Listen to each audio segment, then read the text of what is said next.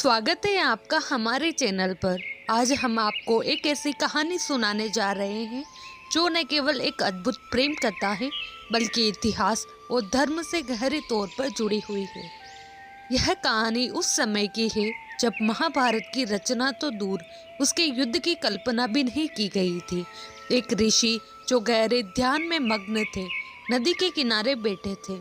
तभी उनकी नज़र एक नाव चलाने वाली लड़की पर पड़ी। यह है वो कहानी जब एक ऋषि को एक नाव चलाने वाली लड़की से प्रेम हुआ और इस प्रेम के कारण महाभारत के रचयिता का जन्म हुआ। क्या यह सिर्फ एक संयोग था या फिर यह कोई दिव्य लीला थी? यह प्रेम केवल एक दिलचस्प घटना नहीं थी बल्कि इससे जन्म हुआ एक संत का, जिन्होंने महाभारत जैसी विश्व प्रसिद्ध काव्य रचना को जन्म दिया। वह थे वेद व्यास। वेद व्यास ने उस प्रेम के द्वारा महाभारत को रचा जिसमें जीवन, धर्म, युद्ध और कर्म के गहरे संदेश थे। और इस तरह एक साधारण सी मुलाकात ने इतिहास को नया मोड़ दिया। क्या यह सिर्फ एक संयोग था या फिर यह कोई दिव्य लीला थी? आइए जाने इस अद्भुत मिलन के पीछे छिपी हुई सच्चाई। ऋषि पराशर महान ऋषि वशिष्ठ के पुत्र और शक्ति मुनि के पुत्र थे। ऋषि पराशर के पास दिव्य और अलौकिक शक्ति थी। उन्होंने वैदिक ज्योतिष की रचना की। उन्होंने कहीं खुंखार राक्षसों को मार गिराया। कौन थी सत्यवती? सत्यवती महाभारत की एक महत्वपूर्ण पात्र है। उसका विवाह हस्तिनापुर नरेश शांतनु से हुआ। उसका मूल नाम मत्स्यगंधा था। वह ब्रह्मा के श्राप से मत्स्य भाव को प्राप्त हुई। अद्रिका नाम की अप्सरा के गर्भ से उपरिचर वसु द्वारा उत्पन्न एक कन्या थी। इसका ही नाम बाद में सत्यवती हुआ। मछली का पेट फाड़कर मल्लाओं ने एक बालक और एक कन्या को निकाला और राजा को सूचना दी। बालक को तो राजा ने पुत्र रूप से स्वीकार कर लिया, किंतु बालिका के शरीर से मत्स्य की गंध आने के कारण राजा ने मल्लाह को दे दिया। पिता की सेवा के लिए वह यमुना में नाव चलाया करती थी। सहस्त्रार्जुन द्वारा पराशर मुनि को मृत मानकर मृत प्राय छोड़ दिया गया। माता सत्यवती ने मुनिराज की सेवा की, वह जीवन दान दिया।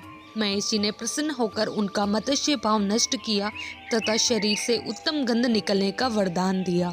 अतः वह गंधवती नाम से भी प्रसिद्ध हुई। उसका नाम योजन गंधा भी था।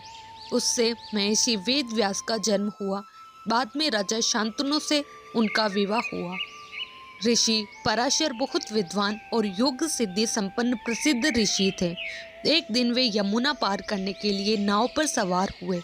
वह नाव एक मछुआरे धीवर की पुत्री सत्यवती चला रही थी। ऋषि पराशर उसके रूप और यौवन को देखकर विचलित और व्याकुल हो उठे। ऋषि पराशर ने उस निषाद कन्या सत्यवती से सहवास करने की इच्छा जताई। सत्यवती ने कहा कि यह तो अनैतिक होगा। मैं किसी भी प्रकार के अनैतिक संबंध से संतान पैदा करने के लिए नहीं हूँ। लेकिन ऋषि पराशर नहीं माने और उनसे प्रणय निवेदन करने लगे।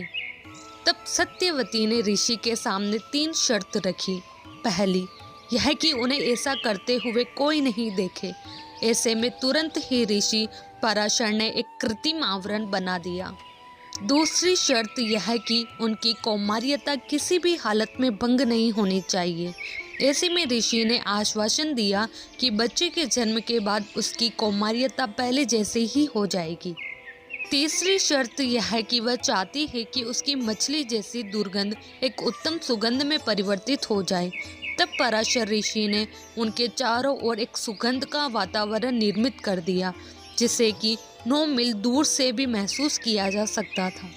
उक्त 3 शर्तों को पूरा करने के बाद इस तरह ऋषि पराशर और सत्यवती के बीच सहवास हुआ।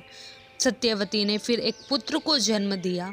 वही आगे जाकर महिषी वेद व्यास के नाम से विख्यात हुआ। वेद व्यास ने ही महाभारत की रचना की।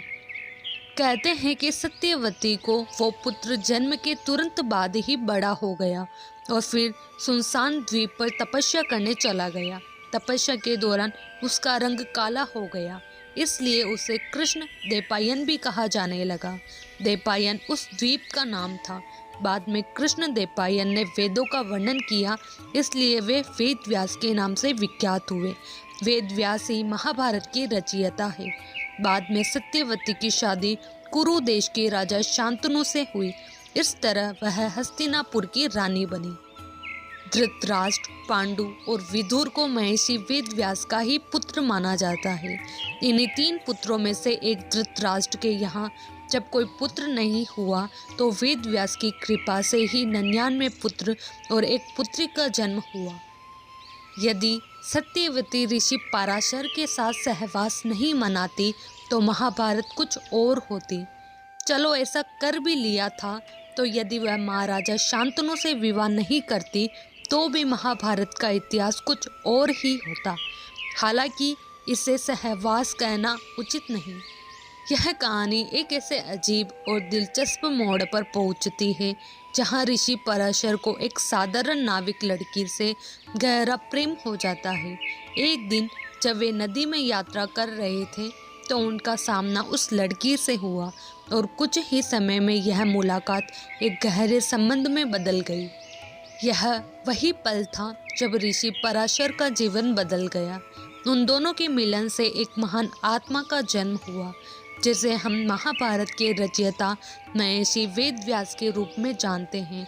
इस पवित्र मिलन ने न केवल भारतीय संस्कृति को नया आयाम दिया बल्कि एक महान ग्रंथ महाभारत को जन्म दिया जो आज भी हमारे जीवन को मार्गदर्शन देता है। यह थी एक अद्भुत कहानी जो हमें बताती है कि प्रेम, भाग्य और जीवन के अदृश्य संबंधों का कोई अनुमान नहीं लगाया जा सकता। अगर आपको यह कहानी पसंद आई हो तो कृपया वीडियो को लाइक करें, शेयर करें और हमारे चैनल को सब्सक्राइब करना न भूलें ताकि आप ऐसी और भी दिलचस्प कहानियों का आनंद ले सकें।